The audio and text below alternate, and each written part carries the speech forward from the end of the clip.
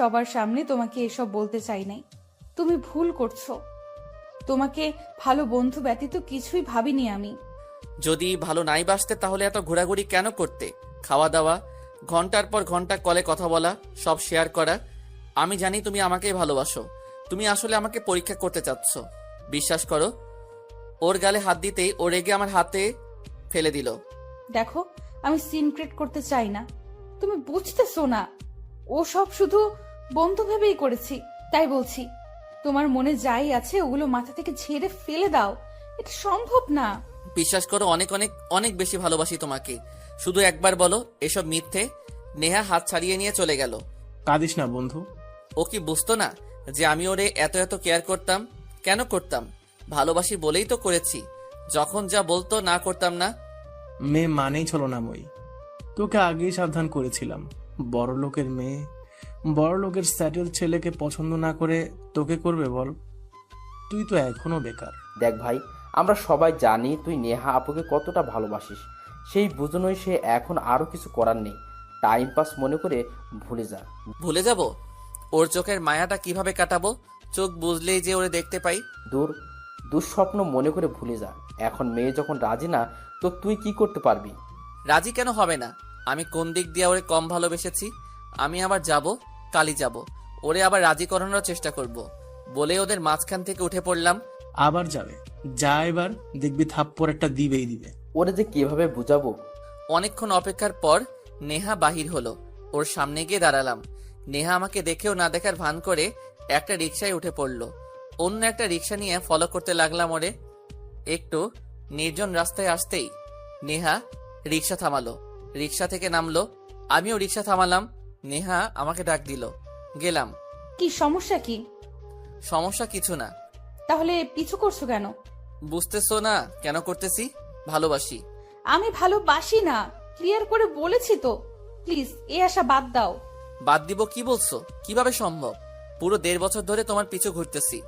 গতকালই যে তোমাকে প্রথমবার প্রপোজ করেছি তা না, 1.5 বছর আগেও করেছিলাম, রিজেক্ট করেছিলে। তারপর নিজে এসে আমার কাছে ধরা দিয়েছো। একসাথে ঘোরাঘুরি করেছি, আড্ডা দিয়েছি, ঘন্টার পর ঘন্টা কাটিয়েছি। এত কিছুর পরও বলছো তুমি ভালোবাসো না? এটা আমি কিভাবে বিশ্বাস করব? তো এখন বিশ্বাস করানোর জন্য কি করতে পারি? ভালোবাসো আমাকে? নেহা ঠাস করে থাপ্পড় দিয়ে দিল। চুপ, একদম চুপ। এইসব করতে চাইনি, তুই করতে বাধ্য করলি। একবার বলেছি ভালোবাসি না মানে ভালোবাসি না। আর আমার পিছু আসবি না একদম। তাহলে কিন্তু আমি পুলিশে কমপ্লেন দিব। আর কিছুই মানবো না। 2 দিন পর শাওন আর রাকিব জোর করে বাসা থেকে বাহিরে নিয়ে আসলো। বলেছিলাম যাস নে, এবার থাপ্পড় খাইয়া বিশ্বাস হলো তো? একদমই ওর থেকে এটা এক্সপেক্ট করিনি। অনেক বিশ্বাস করতাম, কিন্তু এভাবে যে ধোকাটা খাবো চিন্তাও করিনি। বিশ্বাস আর কি, ও তো কোনোদিন আমাকে ভালোই বাসে নাই। যাক, তোর মাথায় এসব ঢুকছে তাহলে। তখনই চোখ পড়লো রিকশায় নেহা একটা ছেলের সাথে যাচ্ছে। কি বুঝলি? তুই এখানে কষ্টে মরছিস, ওদিক উনিও কিন্তু অনেক খুশি। তোর কথার ওনার মাথাতেই নাই। মেয়েরা পারে কিভাবে ভাই এসব? খুশি থাকুক। মামা সিগারেট দাও। একটা সিগারেট ধরাইলাম। টানতে টানতে ভালোবাসি, অনেক ভালোবাসি তোমায়। ওদের সাথে আড্ডা দিয়ে বাসায় গেলাম। সোফায় বসলাম। আম্মু আসলো। কিছু বলবে? নেহা এসেছিল, বিয়ের দাওয়াত দিয়ে গেছে। কার্ডটা নিয়ে রুমে চলে গেলাম। 2 বছর পর চট্টগ্রাম রেল স্টেশন বসে আছি। শাওন আর রাকিব ঢাকা থেকে আসিতেছে ওদের রিসিভ করব বলে। কিছুক্ষণের মধ্যে ট্রেন চলে আসলো। ভিড়ের মধ্যে ওদের খুঁজে বের করলাম। বাহিরে আসলাম। আরে ভাই, তুই অনেক চেঞ্জ হয়ে গেছিস। বড় হয়েছি, চাকরি করছি, চেঞ্জ হব না? তোরাও তো চেঞ্জ হয়ে গেছিস। আচ্ছা, ভাবিকে আনলি না কেন? বিয়ে কর, এমনিতেই আসবে। রাকিব, তোর কি অবস্থা? আগের মতোই রয়ে গেলি তুই। কি করব, কোনো মেয়েই পাত্তা দেয় না। শাওনকে দেখ, বিয়ে করে বাচ্চাও নিয়ে নিচ্ছে। আচ্ছা, গাড়িতে ওঠ, যেতে যেতে কথা বলি। সবাই গাড়িতে চড়ে বসলাম। গাড়ি ড্রাইভ করতেছি। সেই যে আসলি, আর কোনোদিন ঢাকায় গেলি না, এত অনুরোধ করার পরও না। চলে এসেছি বলেই এখন ভালো আছি, না হলে কি যে হতো। আলহামদুলিল্লাহ, তুই সব গুছিয়ে নিছিস। কিছু কিছু ছলনাময়ী জীবনে আসে জীবনটাই নষ্ট করে দিতে। 2 বছর আগে ফেরত যাই। সেদিন বিয়ের কার্ড পেয়ে সারা রাত আরিয়ান খুব কান্নাকাটি করে। পরিশেষে সিদ্ধান্ত নেয় সে আর ঢাকাতেই থাকবে না। তাই পরদিনই ঢাকা ছেড়ে চট্টগ্রাম মামার কাছে চলে আসে। তারপর একটা চাকরি নেয়। কিছুদিন যাওয়ার পর ফ্যামিলিও চট্টগ্রামে নিয়ে আসে। সবকিছু চেঞ্জ করে ফেলে। যাই হোক, ওদের নিয়ে বাড়িতে চলে আসলাম। শাওন, রাকিব, আব্বু আম্মুকে সালাম দিল। যাক বাবা, অবশেষে তোমরা এখানে আসলে। জি আঙ্কেল, কাজের চাপ, তাই ছুটিই পাইনি। এবার তোমাদের বন্ধুকে বোঝাও, সে কবে থেকে বিয়ের কথা বলে যাচ্ছি, শুনছেই না, খালি উল্টাপাল্টা বোঝায়। কাল কক্সবাজার চলে যাব, কি বলিস? 2 দিন সমুদ্র হাওয়া খেয়ে আসি। যাওয়া যায়। যাওয়া যায় কি? কালই যাব। হ্যালো, কে বলছেন? আমি আমি মানে কে? আমি সেই যে তোমাকে পাগলের মতো ভালোবাসি। আমি সেই যে তোমাকে প্রতি মুহূর্তে কাছে চাই। কি বলছেন কিছু বুঝতেছি না। ফোন রাখলাম। আরে ওয়েট ওয়েট, অনেক কষ্টে তোমার নাম্বার ম্যানেজ করেছি। আবার কি? আমাকে চিনতে পারছো না? না। 2 বছর আগের কথা চিন্তা করো। আমি ফোন দিতাম, তুমি ডিস্টার্ব ফিল করতে, তারপর বললে তুমি একজনকে ভালোবাসো। আপনি আমার নাম্বার কোথায় পেলেন? ভালোবাসা থাকলে সবই সম্ভব। নাম্বার আর এমন কি? আচ্ছা, ছ্যাঁকা খাইছো, আমাকে একটা কল দিতে পারতে। এভাবে ঢাকা ছাড়ার কি দরকার ছিল? আমি তো ছিলাম মন উজাড় করে ভালোবাসার জন্য। দেখুন ম্যাডাম, আমার আজাইরা সময় নাই কথা বলার, সো প্লিজ ফোনটা রাখেন। হ্যাঁ রাখবো, খুব জলদিই দেখা হচ্ছে। ফোন রাখলাম। কার সাথে কথা বললি? সেই মেয়েটা। কোন মেয়েটা? সেই মেয়েটা। ওই মেয়ে তোর নাম্বার পাইলো কোথায়? ব্যাপারটা কি দোস্ত? কিছু চলছে নাকি? আরে ধ্যাত, তেমন কিছু না। নাম্বার কোথায় পেলো আমিও তাই ভাবছি। আমরা বুঝি। 2 দিন পর চট্টগ্রাম ফিরলাম। বাসার কলিং বেল চাপতেই রিয়া দরজা খুলে দিল। আমরা ভিতরে ঢুকলাম। ঢুকতেই আমি হা হয়ে গেলাম। ড্রয়িং রুমে নেহা, নেহার বাবা মা সহ আরো কয়েকজন বসে আছে। এরকম কিছু দেখার জন্য মোটেও প্রস্তুত ছিলাম না। এতদিন পর এভাবে নিজের বাসায় নেহাকে দেখব কল্পনাও করা যায়নি। কোনোদিন দেখা যাতে না হয় সেই জন্যই ঢাকা ছেড়েছিলাম। আমাকে দেখেই নেহার আব্বু এগিয়ে আসলো। কি বাবা, কেমন আছো? জি আঙ্কেল, ভালো। আপনি ভালো আছেন? ভালোই। আঙ্কেল, আমি রুমে যাব। অনেক দূর থেকে এসেছি তো, ফ্রেশ হয়ে নেই। আমি রুমে চলে গেলাম, বসে পড়লাম। আমি কি দেখলাম? ওরা এই বাসায় কিভাবে আসলো? আমি তো কাউকে বাসার ঠিকানা দেইনি। এতদিনের পুরনো স্মৃতি পুরোটা চোখের সামনে হাজির। আবার সেই নেহা। তখনই আম্মু রুমে ঢুকলো। কি করছিস? কিছু না। তোর সাথে কথা ছিল, ওনারা বিয়ের প্রস্তাব নিয়ে এসেছে। কার জন্য? তোর বিয়ের জন্য। মানে?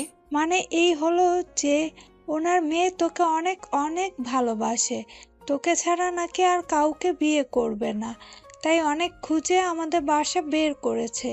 মেয়েটাকে আগে থেকেই আমার পছন্দ ছিল, বিয়েটা করে ফেল। পাগল হয়ে গেছো আম্মু? যাও, এখন বাহিরে যাও, আমাকে একটু একা থাকতে দাও। তখনই নেহা রুমে প্রবেশ করলো। আম্মু চলে গেল।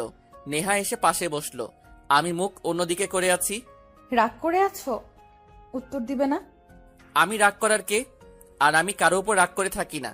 এর দিকে তাকিয়ে কথা বলো। বলুন, কি বলবেন? আগে যা হবার তা তো হয়েই গেছে, এখন সব ঠিক করে নিতে চাই। তুমি প্লিজ বিয়েতে অমত করো না। কি করব বুঝে উঠতে পারছি না। হঠাৎ 2 বছর পর এসে বলছে বিয়েতে অমত করো না।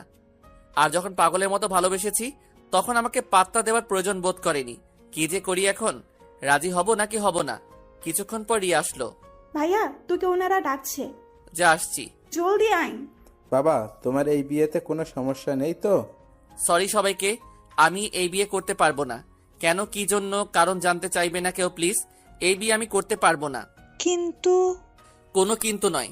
আপনারা এসেছেন, আমরা খুশি হয়েছি, কিন্তু আমার পক্ষে বিয়ে করা সম্ভব না। প্লিজ জোরাজোরি করবেন না। ওকে, তোমার ডিসিশন। এই চলো আমরা যাই। না করে দিলি কেন? যখন চাইলাম তখন পাত্তা না দিয়ে 2 বছর পর এসে বললেই কি মেনে নেওয়া যায়? আচ্ছা, তুই কি ভাবছিস তোর সাথে নেহার বিয়ের জন্য প্রস্তাব নিয়ে এসেছে? তো আরে গর্ধব, নেহার অলরেডি 1 বছরের বাচ্চা আছে একটা। তোর জন্য তাসফি মানে নেহার ছোট বোনের জন্য। কি বলছিস আবোল তাবোল? আবল তাবল তুই বলছিস? সে যাই হোক, তাসবিকে বিয়ে করলেও নেহা আমার সামনে ঘোরাঘুরি করত। তুই এখনো নেহাকে ভালোবাসিস? তা না বাসি, কিন্তু ঘৃণাও করতে পারি না। তাহলে মেয়েটার কি হবে? মেয়েটা যে তোকে পাগলের মতো ভালোবাসে। চুপ থাকবি? ভালো লাগছে না। সিদ্ধান্ত চেঞ্জ কর, তাসফিকে বিয়ে করে নে, অনেক ভালো থাকবি। তাসফি আমাকে পছন্দ করত সেটা তো তখনই জানতাম, কিন্তু ভালোবাসা এত দূর আছে তা কল্পনা করতে পারছি না। কিন্তু ওরে তো একবারও দেখলাম না, বাসায় তো আসেনি। আসলেও সমস্যা ছিল না, আমি নাই করে দিতাম, কারণ যেখানে নেহা সেখানে আমি নাই। পরদিন ছাদে দাঁড়িয়ে ফ্রেশ বাতাস খাচ্ছি, তখনই একজন পাশে এসে দাঁড়ালো। তাকাতেই আমি হাঁ হয়ে গেলাম। তাসফি দাঁড়িয়ে রয়েছে আমার পাশ, ওর দিকে ভালো করে নজর দিলাম। শাড়ি পরেছে, হালকা সাজ, গালে ছোট একটা তিল, যা সৌন্দর্যকে আরো ফুটিয়ে তুলেছে। তুমি এখানে? না করে দিলেন কেন? আমি চাই না তাই। কি চান না? আপাতত কিছুই চাচ্ছি না। আমাকে বিয়ে করতে সমস্যা কি আপনার? দেখো তাসফি, তাসফি তুমি অনেক কিছু জানো না, সো প্লিজ। আরে কাঁদছো কেন? প্লিজ কেঁদো না, মানুষ কি বলবে? ভালোবাসি আপনাকে, প্রচন্ড ভালোবাসি। প্লিজ আমাকে আপন করে নিন। তাসফি, যদি রাজি না হন তাহলে সুইসাইড করব, বলে দিলাম। আপুর দোষের শাস্তি আমি পেতে পারবো না। তুমি আমাকে ভালোবাসতে আমি বুঝিনি, ধোকা দিয়েছি আমি। সত্যি বলতে আমি কখনো তোমাকে ভালোবাসিনি, এটাই সত্যি। যা ছিল বন্ধুত্ব ছিল। আমার বোনটা তোমাকে প্রচন্ড ভালোবাসে, প্লিজ ওরে আপন করে নাও, আর এটা তোমার জন্য। তখনই শাওনার রাকিব আসলো। আমি বলি কি, তাসফিকে বিয়ে করে নে দোস্ত। ওটা তোরই ভুল ছিল। ভুলের মধ্যে ছিলি যে নেহা আপু তোকে ভালোবাসতো। চুপ থাক। রাতে বিছানায় শুয়ে ডায়েরিটা হাতে নিলাম। কি আছে দেখতে। প্রথম পৃষ্ঠা খুলতেই দেখলাম বড় করে লেখা আরিয়ান তাসফি। বুঝতে ভুল হলো না, এটা তাসফির কাজ। আরেক পৃষ্ঠাতে যেতেই লেখা আছে, উপস তুমি যে কি। প্রথম দেখাতে মনটা কেড়ে নিয়ে চলে গেলে। কি যেন বললে? ও হ্যাঁ, মনে পড়েছে। পড়িতে মহামাহা, আহামরি কিছু না, তবু ডুবতে ইচ্ছে করে, আর কিছু চাই না। ভীষণ ভালো লেগে গেছে তোমাকে। আরেক পেজ উল্টালাম, এখানে লেখা, আজ তুমি প্রথমবারের মতো আমার সাথে রিকশায় চললে। কি যে ভালো লেগেছে বলে বোঝাতে পারবো না। আবার আইসক্রিমও খেলাম। হয়তো ভাবছো পিচ্চি একটা মেয়ে, কিন্তু এই পিচ্চি মেয়েটাই তোমার প্রেমে হাবুডুবু খাচ্ছে। আরেক পৃষ্ঠা উল্টালাম, এখানে লেখা, ফাইনালি প্ল্যান সাকসেসফুল করতে পারলাম। আব্বুকে বলেছিলাম তুমি অনেক ভালো ম্যাথে, আর আমি কিছুই বুঝি না। আব্বু মেনে নিল। কত সুন্দর করে তোমাকে আমার টিচার করে এনে দিল। I love you baby. এভাবে একের পর এক পৃষ্ঠা পড়তে লাগলাম।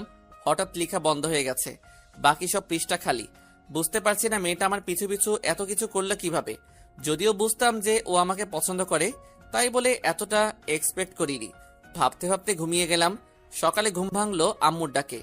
কি হয়েছে, এত চিল্লাচ্ছ কেন? চিল্লাচ্ছি কি আর শান্তে, তুই মেয়েটাকে রিজেক্ট করে দিছিস। ও কাল সুইসাইড অ্যাটেম্প্ট করতে চাইছে, এখন হাসপাতালে ভর্তি। হ্যাঁ কি বলছো? হ্যাঁ। কংগ্রাচুলেশনস বন্ধু, ফাইনালি বিয়েটা করেই ফেললি। না কইরে উপায় ছিল? এত ভালোবাসা আমি আর কোথায় পেতাম? সবাই হাসতে লাগলাম। কি ভাবছেন বিয়ে কাকে করলাম? তাসফিকে বিয়ে করেছি। না করে উপায় ছিল বলেন? ডায়েরির কথাগুলো পড়তে পড়তে এমনিতেই ওর প্রতি একটা ফিল হচ্ছিল। তখনই ভেবেছিলাম যে ওরে বিয়ে করে নিব, কিন্তু মেয়েটার একদিনও সহ্য হলো না। একদিন না যেতেই সুইসাইড অ্যাটেম্প্ট করে ফেললো। তাই আর ভুল করিনি, বিয়েটা করেই ফেললাম।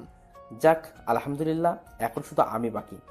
তুই শালা সিঙ্গেলই মরবি, কোনো মেয়ে রাজি হবে না তোকে বিয়ে করতে। তখনই আমার মোবাইলে কল আসলো।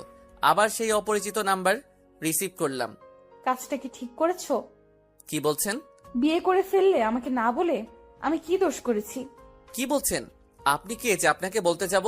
কতবার বলেছি সামনে আসেন, আসেননি। এখন আর কিছু করার নেই আমার। আপনার কল দেওয়া বন্ধ হলে আমি খুশি হব। আমি কল দেওয়া বন্ধ করলে খুশি হবা, তাই না? তোমার নামে আমি মামলা করব, পুলিশ পাঠিয়ে বলবো তুমি আমার সর্বনাশ করেছো। এই কিসব বলছেন? আমি আপনাকে চিনি না, এসব করতে যাবেন না। করবো তো করবোই। ও ম্যাডাম বলেই ফোন কেটে দিল। কি রে, কি হয়েছে? ওই মেয়ে নাকি মামলা করবে। আবার মেয়ে মেয়ে করছিস, বিয়ে করছিস, এখন তো মাথা ঠিক কর। যা, ভাবি নিচে অপেক্ষা করছে। যাচ্ছি। আমিও যাই পপির কাছে, তুই শালা সিঙ্গেলই থাক। একদিন আমিও বিয়ে করব বলে দিলাম। আমি চিন্তায় মরছি, আর তোরা ফাইজলামি শুরু করলি। কিসের চিন্তা? ওই মেয়ে যদি সত্যি কোনো মামলা করে দেয়? তো তুই ভয় কেন পাচ্ছিস? মেয়ে কি কিছু করেছিস? প্রেম করেছিস, দেখা করেছিস, না ধোকা দিছিস? না, কিছু করি নাই তো। ধ্যাত শালা, আজ এরা প্যাচ মাথায় ঢুকাইস না। যা নিচে যাই, বাসর কর।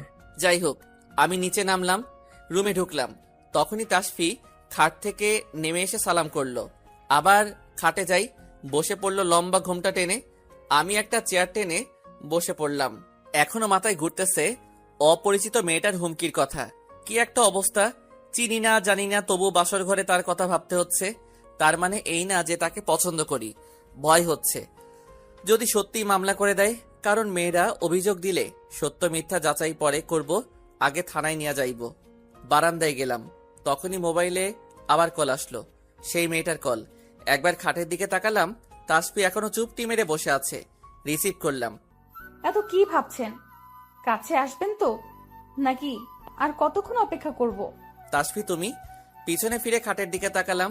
তাসফি ঘুমটা উঠিয়ে বসে আমার দিকে তাকিয়ে আছে আর হাসছে। আমি তাসফির দিকে এগিয়ে গেলাম। তাহলে এতদিন ধরে অপরিচিত এর আড়ালে তুমি ডিস্টার্ব করতেছিলে? তাসফি নিচে নামলো, আস্তে আস্তে আমার কাছে চলে আসলো। ডিস্টার্ব করিনি, ভালোবাসা দিতে চেয়েছি। আগে পরিচয় দিলে কি হতো? শুধু শুধু পরিচয় তো আজও দিতাম না, বাধ্য হয়ে দিলাম। না হলে পুলিশের কথা ভাবতে ভাবতে আমার বাসরটাই নষ্ট করে দিতেন। কি দেখছেন? দেখছি আর ভাবছি ছোটটা রেখে বড়টারে কি জন্য পছন্দ করতে গেছিলাম। তাসফি হাসি দিল। I love you. এভাবে হবে না। আমি জানি আপনি আপুকে অনেক সুন্দর করে কবিতা বলে রোমান্টিক প্রপোজ করেছেন, আমাকেও করতে হবে। এখন এসব কেন? বউ তো হয়ে গেছো। করবেন কি না? তুমি চাঁদের জোছনা নাও, ফুলের উপমা নাও, তুমি শুধু আমারই হও প্রিয় থেকে আরো প্রিয়।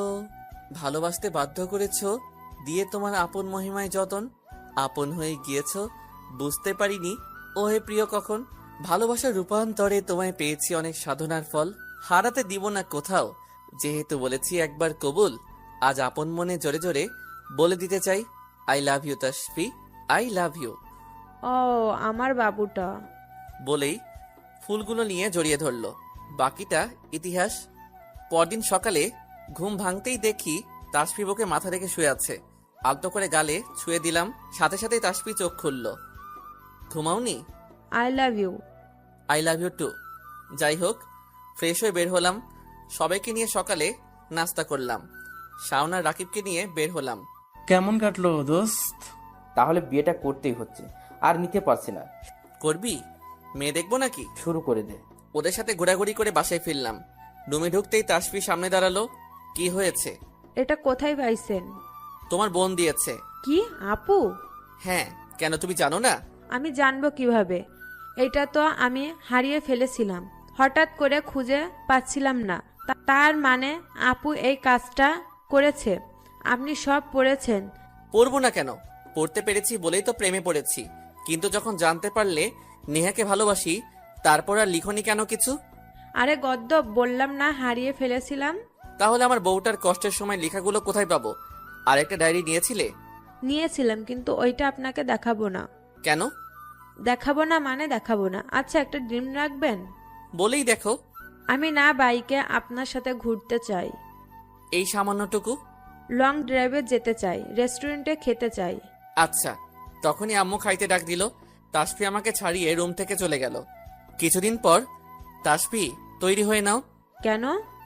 তোমার ড্রিমটা বাস্তব করে আসি। কি সত্যি? হ্যাঁ। তাসফি আমাকে জড়িয়ে ধরলো। তাসফি রেডি হতে চলে গেল। আমি এই ফাঁকে আম্মুর সাথে কথা বলে নিলাম। যখনই রুমে ঢুকলাম, তাসফির দিকে তাকিয়ে চোখ সরাতে পারছিলাম না। আমার প্রিয় সবুজ শাড়িটা পরেছে, চুলগুলো ছেড়ে দেওয়া, হালকা সাজ, নাকের কাছে তিলটা নজর কাটতেছিল। নিজেকে ধরে রাখতে পারলাম না, সোজা তাসফিকে জড়িয়ে ধরলাম। আরে বের হওয়ার সময় এমন কেউ করে? আমি করি। যাই হোক, তাসফিকে বের হলাম। পরন্ত বিকালে ঘাসের উপর বসে সূর্য ডুবতে দেখছি। তাসফি আমার কাঁধে মাথা রেখে আছে। Finally my dream comes truth.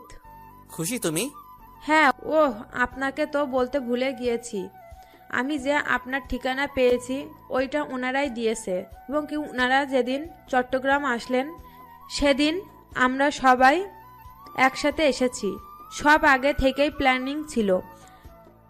আপনার আব্বু আম্মুর সাথে আমার আব্বু আম্মু ঢাকায় থাকতে কথা বলে রেখেছিল। তার মানে তোমরা সবাই মিলে আমাকে ফান্দে রেখেছিলে? হ্যাঁ। তার মানে তোমার সুইসাইড? ওইটা নাটক ছিল, আর ওইসব ছিল শাওন ভাইয়ের প্ল্যান। শালার বন্ধু বান্ধব এই জন্য বিশ্বাস করতে নাই। বিশ্বাস কইরা বাসার ঠিকানা দিছি, আর ওরাই আমাকে এভাবে বাস দিল। বাস মানে? তো বাস না? তার মানে আপনি আমাকে পেয়ে খুশি না?